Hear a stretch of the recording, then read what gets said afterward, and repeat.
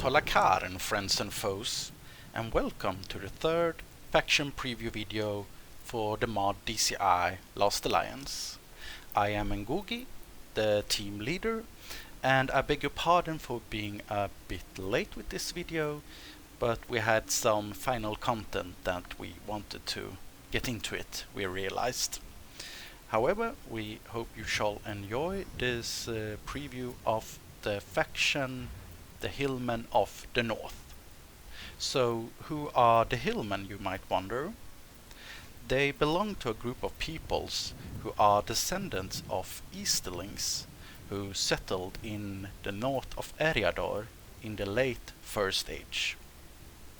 Some of their kinsmen went west to either fight for Morgoth or for the elves in the wars of Beleriand. However, those who remained in Eriador were not interested in taking sides, but just wanted to live in peace. And they came to live in areas such as Rudaur, Angmar, and Forodwaith. Now, as the Second Age began, evil men came among them who had survived the fall of Morgoth in the west. And those evil men made themselves lords. So the Hillmen never came in contact with the elves. However, they were in contact with other men around them, as well as perhaps the dwarves. So their culture is alike the Northmen's and men's of Eriador. However, when the servants of Sauron came among them, the lords heeded his promises of power, both in arms and in the black arts, to secure plunder and to hold the intruding Numenorians at bay. That is the situation when this campaign began. The strengths of the faction is their good quality infantry and their ability to recruit sorcerers. They may also muster beasts. This includes orcs and wolves and trolls. Their weaknesses, however, is that their units are quite small in numbers and they do not have much of cavalry to count on. We are playing this campaign at very hard, that we always recommend. And for a short campaign, we have the quest of holding 20 regions. It is starting regions, but for the long, you are supposed to hold 30 regions, and including eliminating the kingdom of Lindon. So that will prove a challenge.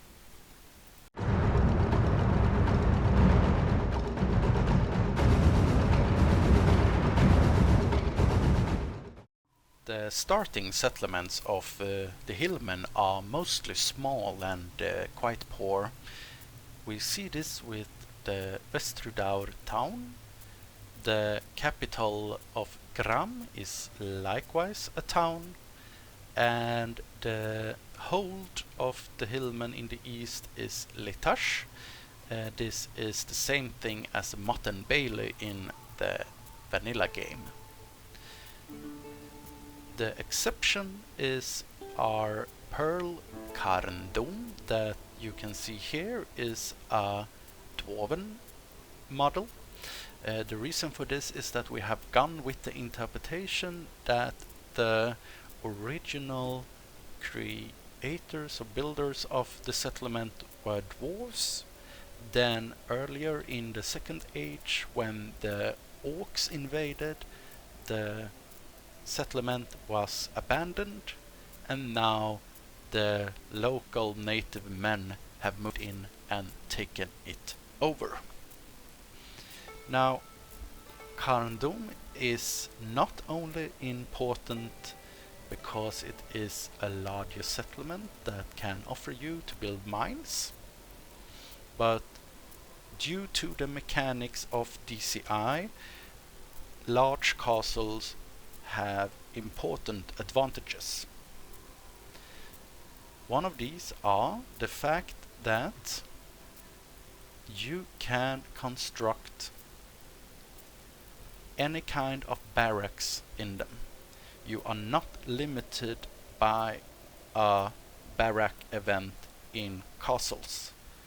The barrack events only concern civil settlements, aka cities.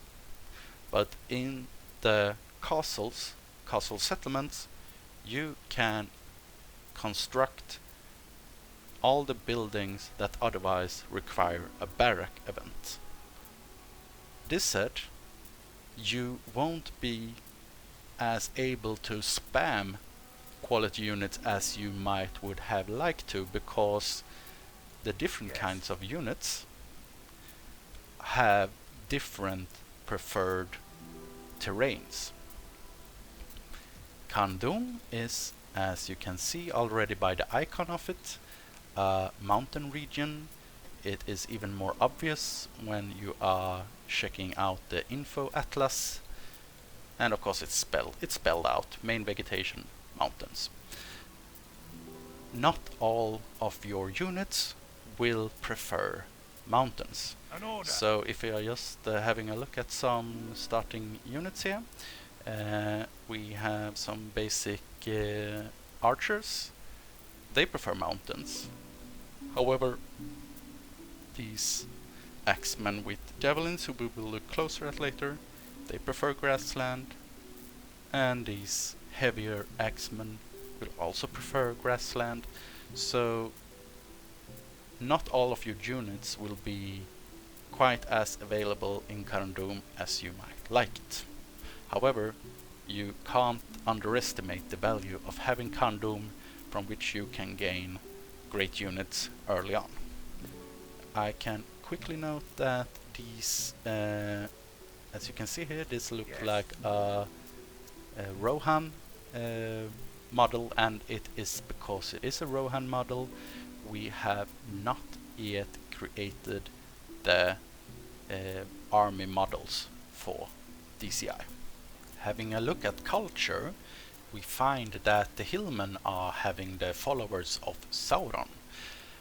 This means that they can in time join the invasions, but of course have to be careful not to become excommunicated. Meanwhile, across Eriador you will find the middlemen culture, and this includes your own realm. The middleman culture represents such groups who directly or indirectly have been in contact with elves and or the Dunedain of Numenor, which given them knowledge and technology that elevated them from their former stages, but who have not yet taken any side, neither with Sauron nor with his enemies, who are represented by the hosts of the West culture. Let's have a look at what settlements may be targets early game before we move on to turn 2. To the southeast we have East Rudaur. East Rudaur may look small and unprotected, however it is a troll den, so do not expect too easy picking. However, there are rewards if you is the first one to capture it. Along the Bay of Forochel we have the 3 settlements here. Then we have Athilin, and Athilin will extend your border with the Numenorian kingdoms. This is their Arnor realm. And finally we have Rial that you can speed to grab. This will however put you as a neighbor with the Ered Luin dwarves. It's the same faction as all. It's the same faction as the other dwarves, of course, but it may also make you the neighbor of the elves of the kingdom of Lindon, and that may be a bit of a danger, such speaking. With that shown, we move on to turn 2. Now, turn 2 begins as usual with the information that you can read up on the faction you are playing, because as usual there are different hints and tips that you will be happy to know. However, you will also get some special messages. Here you are informed that a former servant of yours, a diplomat, has run away, and he is now hiding among the Forodvite, the Lossot forefathers, along the coast of the Bay of Forochel, the Forochel. So you are given the missions to either to both take here, capture Kangidluk, and to capture Angigak, the second village here, in order to get him back as your servant. And this could be quite handy, because remember that both Gram and Vestrudaur are simply towns. In them you cannot construct any town hall, so you cannot get any diplomats of your own. And if you toss an eye at the diplomacy screen, you have no allies anyway, and you start with no enemies, so you are fine, you can survive that. But let's move on to turn 3. And as turn 3 begins, you suddenly get a message. Sauron wishes alliances. Now, what this means is that Sauron has desires to aid you in your war in Eriador against the Dunedain and against the elves. And he will send you mighty generals in case you can demonstrate your allegiance. To do this, you must make alliances with both Mordor and the Orcs of the Misty Mountains. We shall have need of a diplomat, it would seem. This makes the missions already given to capture the settlements of these rebels all the more simply all the more compelling, because if you can ferret out the diplomat, you can send him to the Orcs of the Misty Mountains and further down south to Mordor to gain alliances, and in that way get those Boldog generals who Sauron has promised. So we have now jumped forward to the turn 67 in order to both show you the Boldogs and all the rest that they offer. First, I had taken both of these settlements and got my diplomat, who I in turn sent to the two faction of orcs in order to gain these two servants who I will show you in a minute. However, as someone might wonder about why don't I have them anymore, it's because it's quite a hard experience to play as the Hillman of the North. In this case, there was a Tol Akarin directed at Uial that I had taken, and as you can see here from the green, There were even elves from Eringalen who joined in and captured it, and I was pushed back all the way to my core regions. Now, when I had formed alliances with both the Orcs of the Misty Mountains and with Mordor, I gained 2 Boldog generals. These generals are quite nasty figures. They are good in battle, both of them.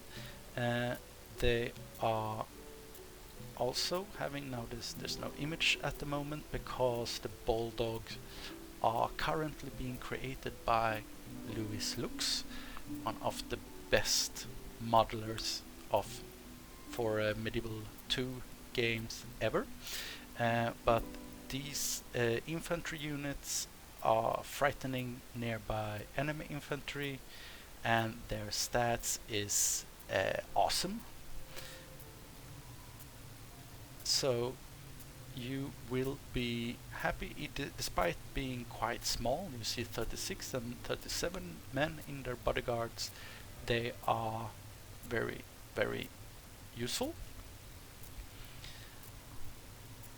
And not only that, but when you get the Boldogs, you also get the options to construct the Orc Camp. And before the Barrack event, the Orc Camp offers Orc Raiders and Goblin Trackers. After the Barrack event, the Orc Camp also offers you White Wolves. After the Barrack event, you can also construct the Troll Camp that enables Snow Trolls. Welcome to the town settlement of the Hillmen of the North. This model is used by the native peoples of Middle-earth. This includes the Hillmen, it includes the Wild Men of Enedwite, the Northmen of Rovanion, as well as many slave settlements. We say thank you to Europa Barbarium 2 for granting us permission to use this model, and let's just have a little look around on how it appears as you will defend or possibly attack it in the game. But we are here to have a look at the buildings that are unique to the Hillmen of the North. If you construct an Orc camp and or a Troll camp, these buildings will not be found inside the settlement, aka inside the walls, but on a safe distance outside the walls. This is to represent the fact that even if a warlord is happy to get the orcs and wolves and trolls under his command, he won't like to have them inside his settlement. So instead they are found outside the settlement. And we can just have a closer look. These are composed by Witnavar, and are here to just give us the impression of a dirty but efficient camp for orcs and other deadly beasts.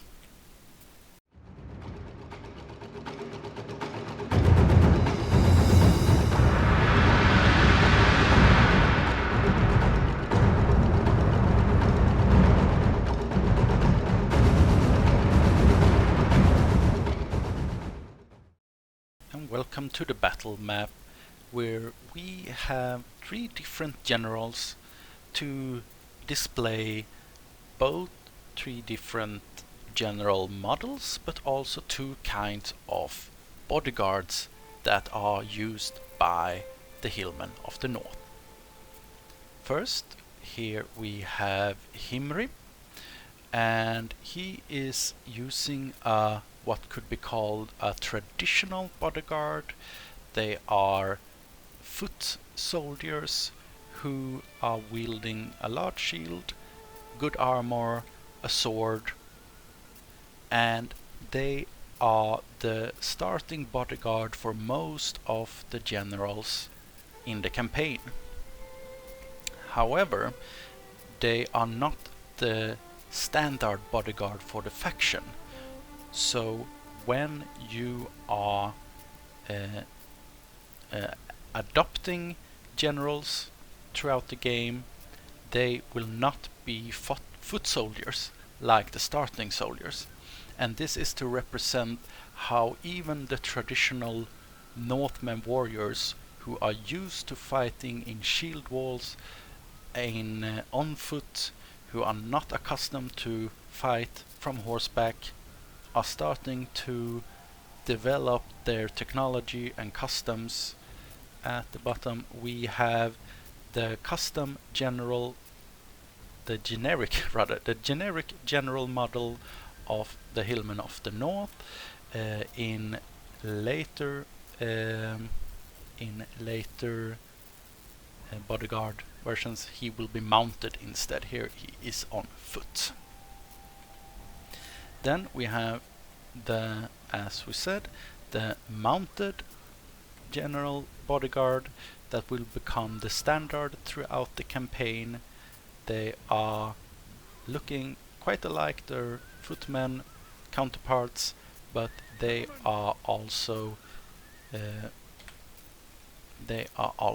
wielding javelins. Then here is the custom model of the faction heir. So he has a custom model of his own. And then lastly we have the war chief Rasa. He is traditional, he's a starting general, so he has a mounted bodyguard. The only general with a cavalry bodyguard at start is the heir himself. And the model of the warrior outfit of this warlord is this. So he will be apart from his other men when you are looking for him on the battlefield. With these models displayed, let's move on and have a look at the roster of the Hillmen of the North. First, we have our two early light infantry units. The very first unit that you will get are the Hillmen skirmishers. They are expert at hiding in woods. They get a combat bonus in snow, and combat bonus, should be noted, means that they get higher defense skill. This value. They have a low melee attack but a good missile attack. The missiles, however, in DCI are not having armor piercing, so they will not be as effective against heavy troops as you might be used to.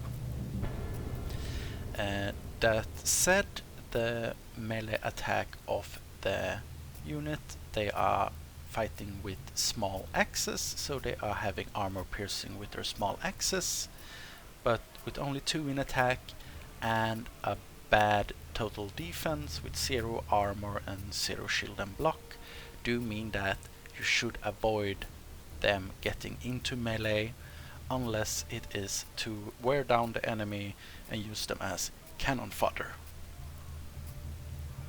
Then we have our next contendant here, the Hillmen themselves, the unit is called. They can form a Tangail.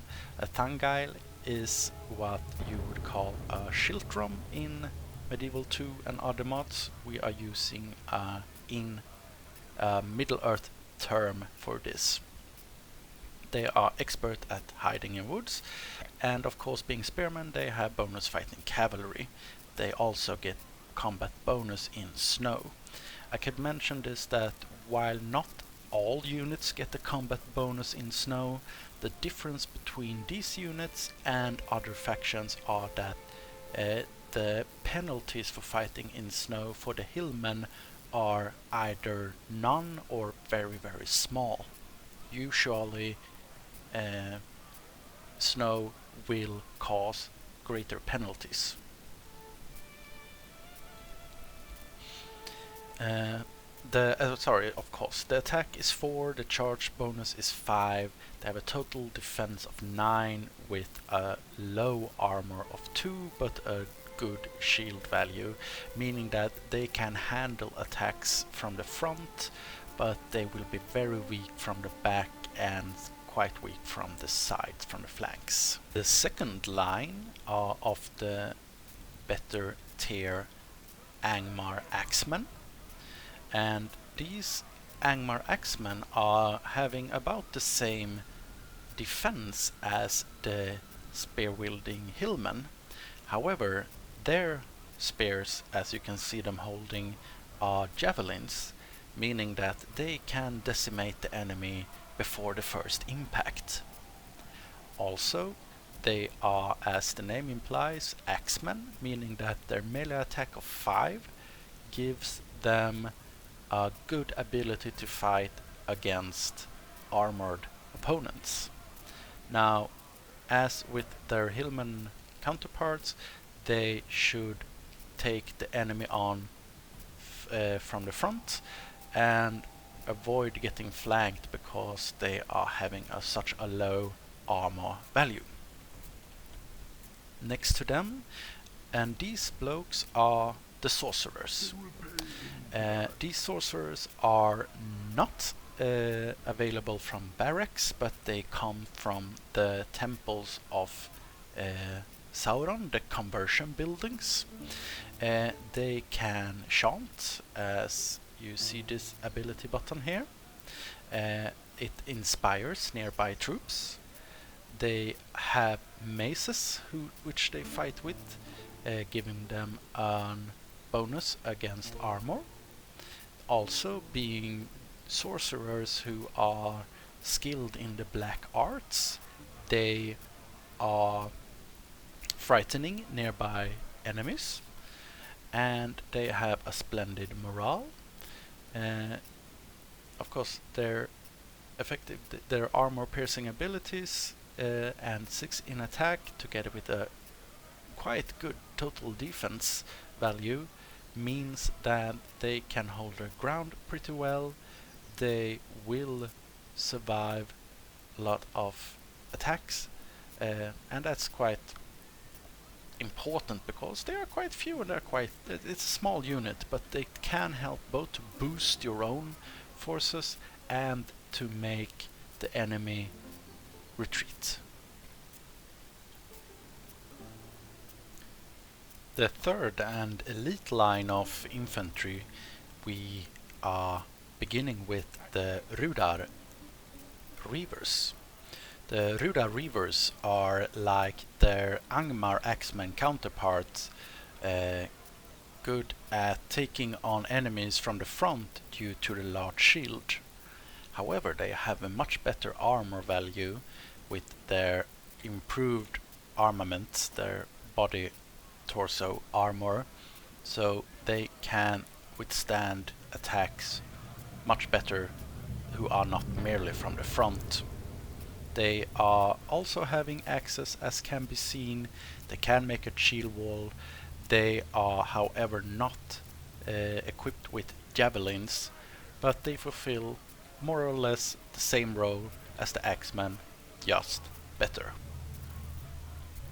Next to them we have the Rudar Nobles. These gentlemen are kin to the bodyguard. They have a great total defense with 9 armor. Their attack is 8 with a charge bonus of 5. Of course, they are not having armor piercing, but their attack using swords is faster than the attack with axes, making them very good to mow down lighter enemy forces. And it could be noted now that these units are all created by Araval, these infantry gentlemen, who have given them delightful shields, I must say, and yeah, all of the rest. Could be also noted that, as usual, the officers who are wearing their flags are different also depending on the quality of the units. Last of the infantry units of the normal human kind are the Angmar housecarls. They are two-handed axemen with a good defense, a lot of armor, some shield and block and defense skill.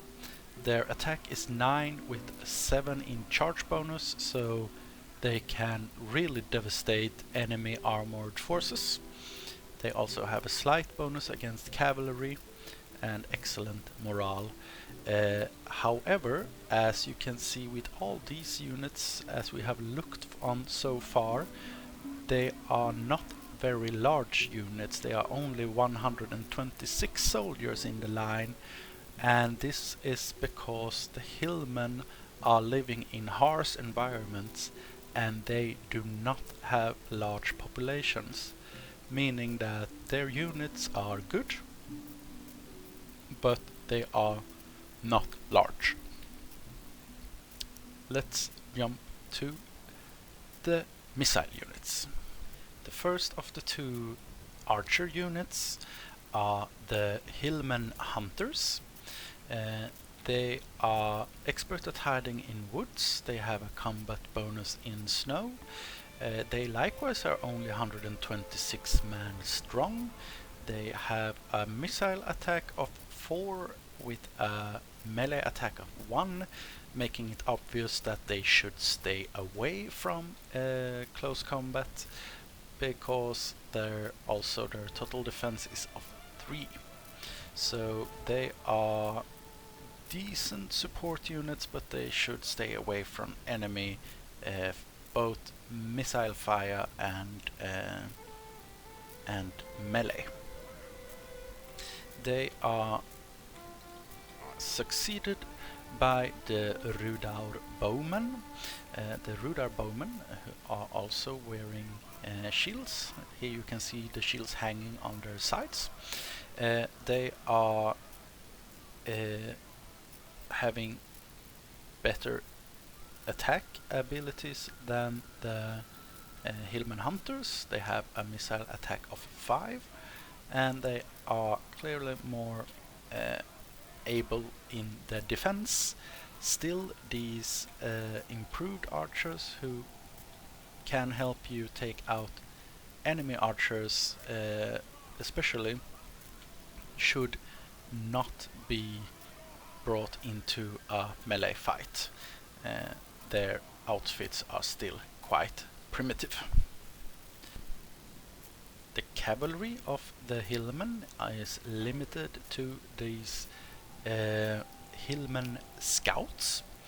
They are light infantry, 61 man strong with a powerful charge of 8, but the attack itself is only 3, so combined with the fact that you have a total defense of 6, which none is armor, but 4 defense and 2 shield and block, means that you want to cycle charge with them. You want to attack the enemy, preferably in a weak spot, cause a lot of damage, then pull out and make a circle and charge again. They will be essential to you in many battles, but you will have to expect to see them to die. Then, just for comparison, we have the mounted bodyguard. they have a total defense of 19, then to compare with 6, just to give you a sense of how valuable also the mounted cavalry will be for you. The last line of recruitable units are beginning with the Orc fighters, who are decent heavy infantry. They're having an attack of 6, no armor piercing. They are having a total defense of 9 with 4 in armor, 3 defense and 2 shield and block. However, their most significant value is their size. There are 251 soldiers in a unit of these Orc fighters, meaning that while your ordinary human forces are better than the Orcs you can get to support you, the Orcs offer the numbers. And from experience I can tell you that it is quite useful to have a unit that can take some beating without getting disintegrated in the process. Equally, we have the Goblin Trackers, who are archers. They are having 201 soldiers in a unit. They have a decent, quite good melee ability, slightly less good missile attack than the better Rudar Bowmen, but of course they are having 201, so they can rain arrows to a larger degree. An important difference is of course that the Goblin Trackers are much less accurate than the Rudar Bowmen, meaning that while they can fire 201 arrows, not as many will hit their target. That won't matter if they are fighting against a big host, but if they are trying to hit a specific target, they will not be as able. Their defense is acceptable with an armor of 2 and a defense of 2, but they should likewise, as most archers, except for perhaps Numenorians and elves, also Eastlings avoid melee. Then we have the iconic and very pretty wolves. These are white wolves who are created by Araval from the resources we have gained from the friendly community, and they are a cavalry unit. They are having a bonus fighting cavalry, have a bonus in woods and in snow. They are slower than normal cavalry, but otherwise they can perform all the usage that cavalry usually do. It should be noted that they are based on elephants, meaning that people who have problems with ants and spiders and such can have crashes with these units as well. We have taken steps to enable people with problems to replace them, these as well as spiders and ants and such from the game, and I will make a separate video explaining how we are handling this, but hopefully you're one of those who have no problems or few problems, so that you can enjoy these beautiful canines tearing down enemies in battle. Then lastly, we are looking at the snow trolls. They are quite alike their kindred in Third Age, but they are not wearing any hats as one of the more important changes. This change was also made by Araval. They are having an they are effective against armor while they're having an attack of 14 and a charge bonus of 9. The total defense is 29, and these guys are relying much on their armor, so they should be careful fighting against armor-piercing enemies. They will do quite a lot of damage against those as well, but if you can, send them against enemy forces who are not wielding axes or maces and such things. Of course, they are having a combat bonus in snow, meaning that their defense skill will be even higher when in snow, and they are overall very handy to throw at your enemies. The last line are of rebel forces who you may not recruit, but you will fight during a campaign, and since they are close kinsmen of the hillmen, we present them here as well. These forward white, the forefathers of the Lossoth, are seal hunters, and they throw a javelin at you before melee. They have a weak defense, but they can hold on their own in melee, in the regard that they will cause you some damage, some losses, before they will bend the knee or flee or die. Together with the seal hunters, we also have the deer hunters, and the deer hunters are like their tribesmen in the defense, but instead of having javelins, they are using a bow with 4 in missile attack. However, they have very good accuracy, I can mention, and they can cause some damage once in melee.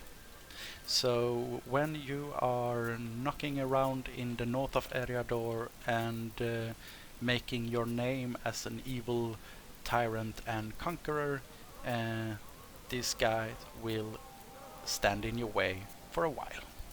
All of that said, I shall now take the liberty to see a battle in motion.